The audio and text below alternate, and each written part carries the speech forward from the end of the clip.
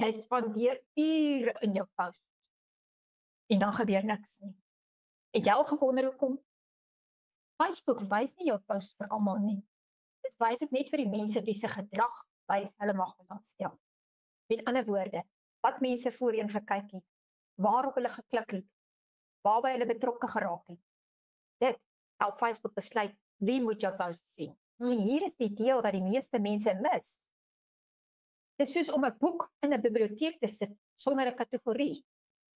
Niemand weet waar dit hoort nie. So niemand kry dit nie. Omdat jou post te wyd, te vaag of te algemeen is. Maak dit vir Facebook baie moeilik om te verstaan vir wie dit is. En as die stelsel dit nie kan klassifiseer nie, kan dit ook nie versprei nie. As jy dit snap, gaan alles verander vir jou. Jy hou op met raai en jy begin doelbewus bou.